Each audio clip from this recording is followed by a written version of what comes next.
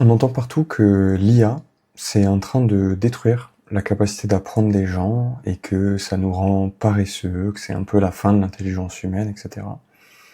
Et moi, je pense que c'est faux. En réalité, moi, je me suis rendu compte que récemment, l'IA, ça a plutôt boosté ma vitesse d'apprentissage qu'autre chose. Et pas forcément parce qu'elle fait le travail à ma place, mais parce qu'elle a éliminé un des trucs qui était mon plus gros frein dans l'apprentissage, et c'est la peur de faire des erreurs. Dans cette vidéo, je voulais vous montrer un petit peu mon système complet, que ce soit de la consommation de contenu avec Gemini, jusqu'à l'organisation dans mon second cerveau, pour transformer l'info et pour comment est-ce que je la garde, etc. Ça va me permettre aussi de vous montrer un petit peu plus encore comment est-ce que j'utilise mon système. Et dans les prochains jours, on parlera de d'autres sujets. Le plus grand obstacle de l'apprentissage, du coup, c'est pas forcément la difficulté du sujet, c'est aussi et surtout la peur de casser quelque chose. Moi, en tout cas, ça m'a toujours bloqué, par exemple dans le code, quand je bossais pour des clients, euh, j'ai toujours réussi à réparer les problèmes, puisque en vérité, bah d'ailleurs, c'était mon job. Mais à chaque fois que j'avais à faire du code pour des projets perso, et bah j'étais toujours un peu paralysé. Je sais pas pourquoi, j'ai toujours eu cette peur, ou en tout cas beaucoup plus cette peur de me planter, de pas savoir revenir en arrière, de pas savoir corriger mon problème. Et je trouve que l'IA, pour moi, ça a eu cet effet de complètement supprimer cette friction, puisque aujourd'hui, j'ai jamais autant expérimenté que depuis que je m'amuse et que je joue avec l'IA depuis 2 ans ou plus, et que je fais des expériences. Pourquoi? Parce que ce retrait de la friction avec l'essai-erreur, et bah, ça m'a permis de me rendre compte que de toute façon, déjà avant, j'arrivais à corriger les problèmes que j'avais, mais que là, en plus, dans les 3 quarts des cas, je vais pouvoir copier-coller mon erreur à l'IA et à avoir une solution assez rapidement, voire à avoir une correction sans que j'ai besoin de vraiment toucher mon clavier. Et ça, bah, c'est un filet de sécurité assez incroyable et ça permet d'itérer, d'échouer vite et donc d'apprendre vachement plus vite parce que le meilleur moyen d'apprendre, de toute façon, ça reste de faire des expériences par vous-même. Donc, par contre, il va pas falloir lui laisser tout faire. Une fois qu'on n'a plus forcément peur d'agir, euh, il faut nourrir son cerveau quand même avec les bonnes infos. Et là, on a un autre problème qui est le FOMO.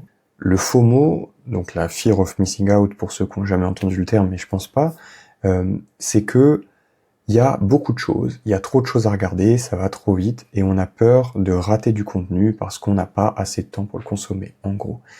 Et c'est là que, encore une fois, l'IA, pour moi, vient changer la donne et vous aider avec ce souci-là. En gros, récemment, pour ceux qui n'ont pas forcément suivi, il y a Gemini version 3 qui est sortie.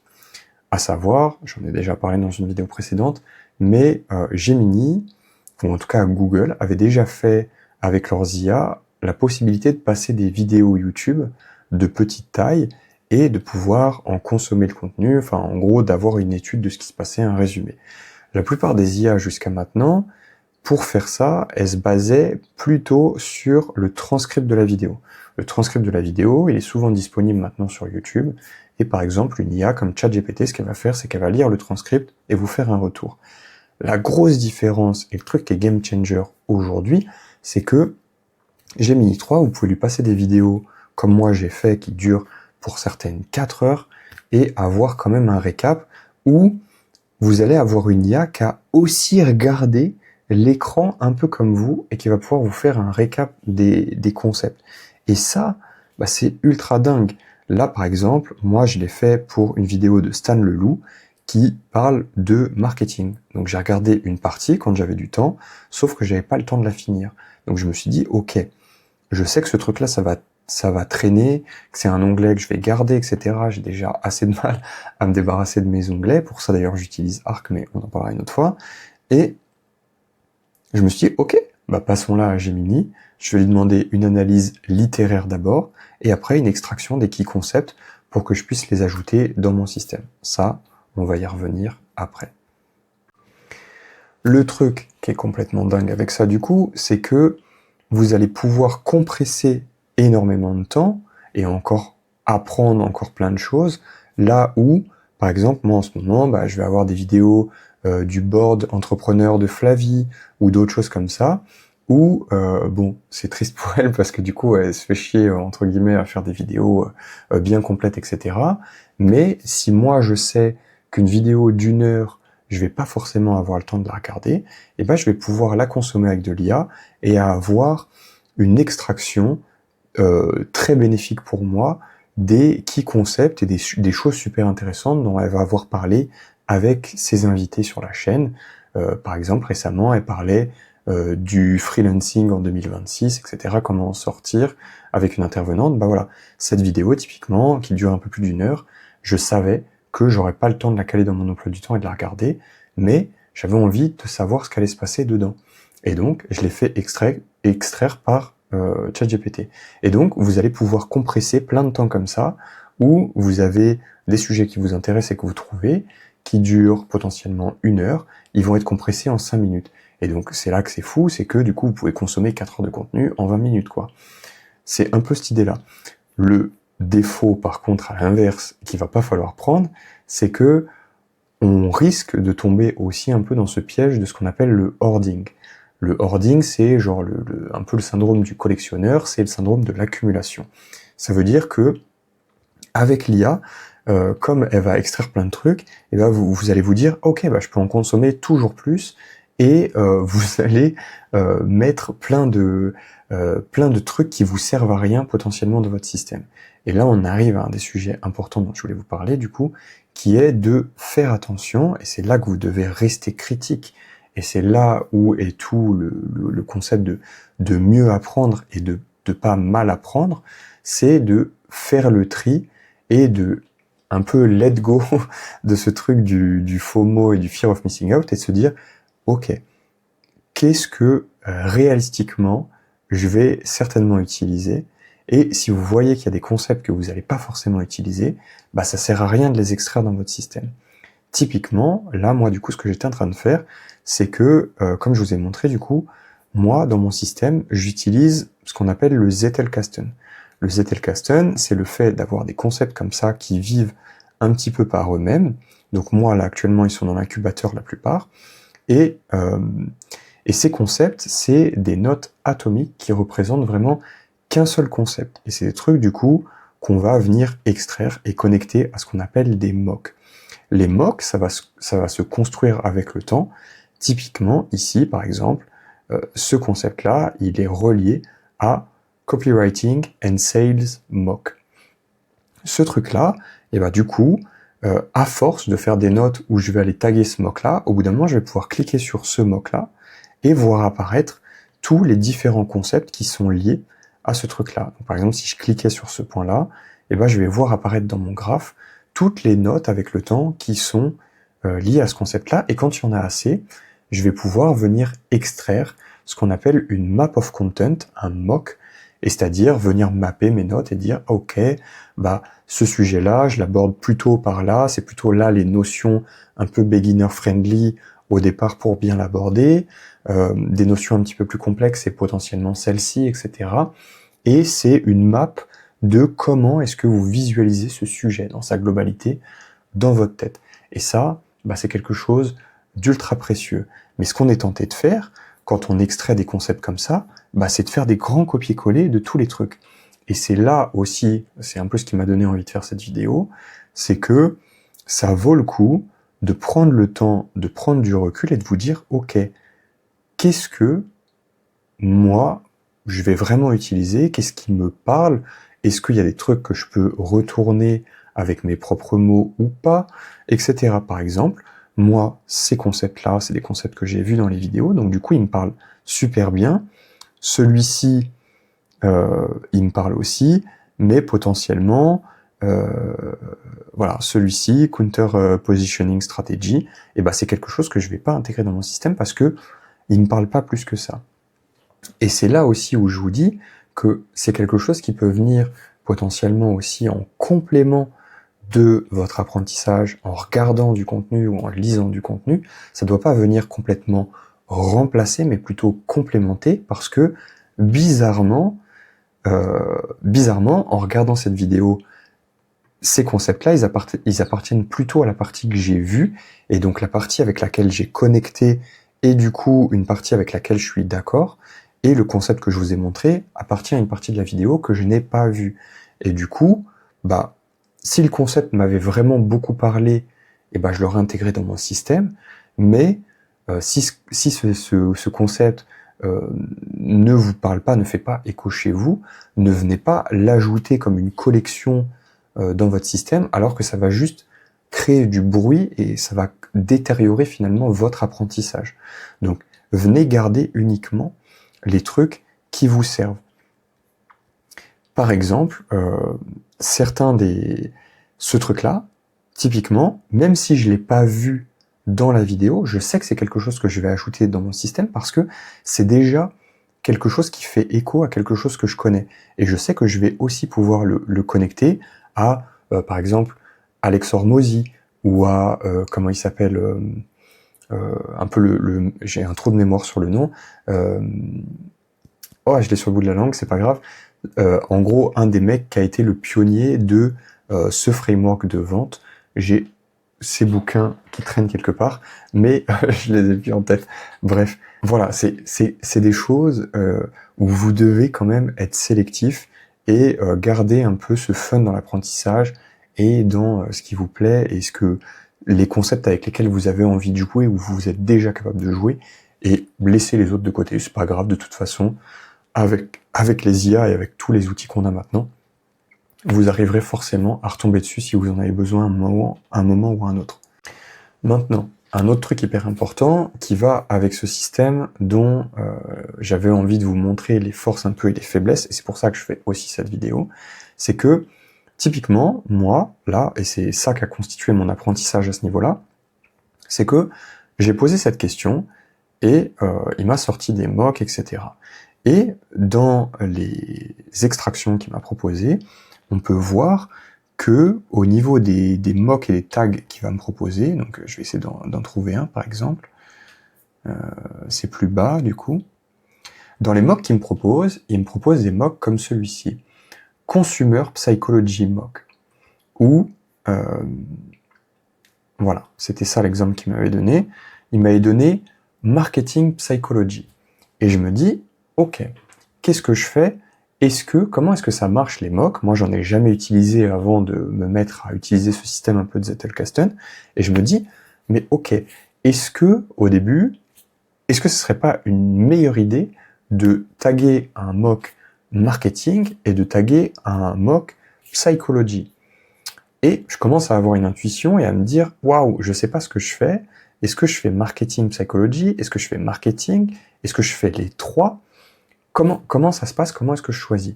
Donc au début, je commence à avoir quand même une intuition qui me dit, mais le problème, c'est que je risque de taguer beaucoup marketing. Est-ce que je vais m'y retrouver après?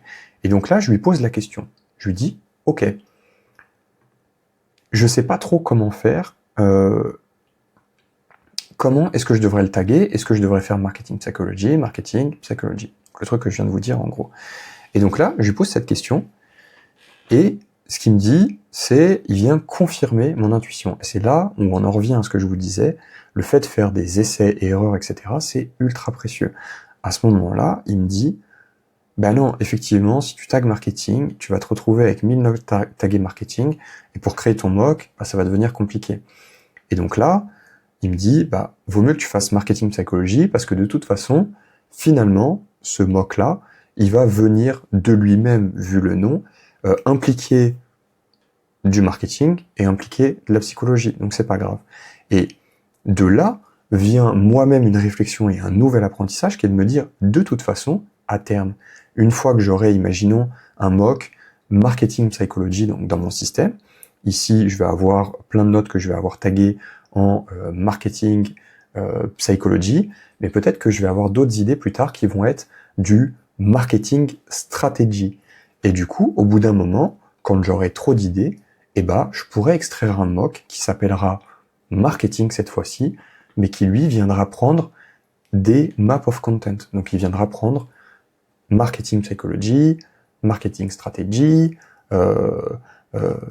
sales techniques, enfin bref, il pourra venir prendre d'autres mocks, et cette fois-ci, du coup, il sera pas constitué de plein de toutes petites notes, il sera constitué d'autres liens vers d'autres choses. Et c'est là toute la puissance du truc, c'est que du coup, de cette petite idée avec laquelle j'ai jonglé avec l'IA, eh ben, j'ai pu développer un nouvel apprentissage, une nouvelle idée pour mon système. Et ça, bah, je trouve ça ultra précieux pour moi. Du coup, vous allez me dire, c'est bien beau tout ce que tu me dis, mais à quoi ça sert? Enfin, pourquoi, comment est-ce que ça marche tout ça? Récemment, du coup, je vais vous montrer un exemple concrètement de comment ça marche. Récemment, j'ai créé ce document qui s'appelle The Big YouTube Game Plan, qui est un petit peu ma réflexion sur à qui est-ce que j'ai envie de m'adresser sur YouTube, etc. C'est quelque chose qui m'a longtemps travaillé, où je savais pas vraiment à qui est-ce que j'avais envie de parler. Bon, l'idée c'est que c'était quand même un peu l'ancien moi, mais je savais pas bien. Et ça, c'est un truc que j'ai travaillé récemment avec l'IA, et j'en ai sorti ce document que j'ai rangé dans mon système, et que, tristement, je savais plus exactement où est-ce que j'avais rangé cette note-là. Et du coup, c'est là toute la beauté du système, c'est que ce truc-là, par contre, ce que je sais, c'est que le même jour, j'ai fait ce truc-là, qui est, je vais vous montrer, voilà, GPT My Content Niche, c'est un document que j'ai extrait de ChatGPT, qui était une première recherche. Et donc ce document-là, j'en ai deux versions, puisque GPT m'en a proposé deux versions, et je l'ai aussi fait sur Gemini. Donc j'en ai un aussi sous Gemini qui existe quelque part dans mon système. Bah d'ailleurs, encore une fois, je vous montre d'ailleurs comment est-ce qu'on retrouve des trucs. Voilà, là je sais pas exactement où est-ce qu'il est dans mes dossiers, mais par contre, ce truc-là, finalement, il est lié ici.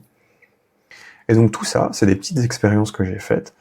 Et là, avant de tourner cette vidéo, je me suis dit, ok, avant de tourner la vidéo, ce serait quand même bien de te rappeler et de relire un petit peu à qui est-ce que tu as envie de t'adresser sur YouTube ici, qui sont les gens avec qui tu as envie de connecter en premier, ça veut pas dire que tu veux pas connecter avec les autres, mais rappelle-toi un peu ce truc. Et du coup, je voulais retrouver mon document, mais je savais plus où je l'avais mis. Et ben comment est-ce que je l'ai retrouvé? Je l'ai retrouvé exactement en faisant ça, en trouvant ce document-là, en me disant, ok, mais du coup, l'autre document, je l'ai écrit dans la même journée, j'ai cliqué sur ma journée, et de ce document, j'ai retrouvé ici l'autre document qui était tagué quelque part, The Big YouTube Game Plan.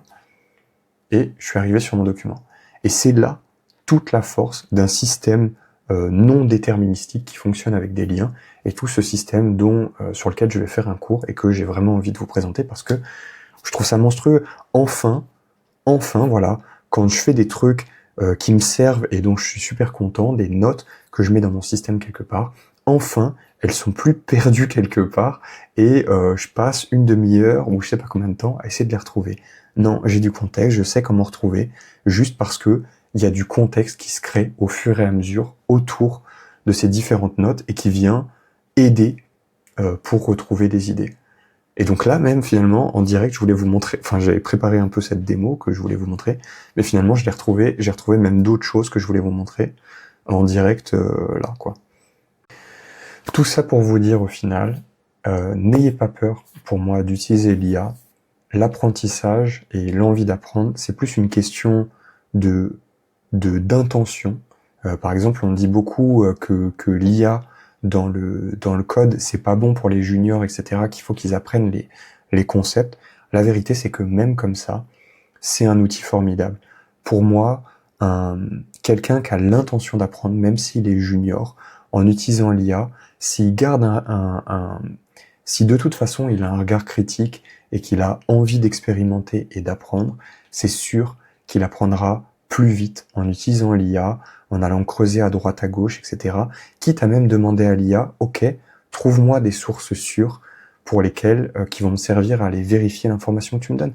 L'IA elle le fera, elle va les donner, elle s'en fout, elle a pas d'ego de toute façon, donc elle vous donnera ce que vous attendez. Et ça, mais c'est génial, c'est un outil génial pour structurer vos idées, c'est un outil génial pour passer à l'action, pour lever un petit peu toutes ces peurs que vous pouvez avoir de tenter des choses. Voilà, tout ce système que je vous montre à l'écran, je suis en train de le peaufiner, je vais bientôt sortir un cours.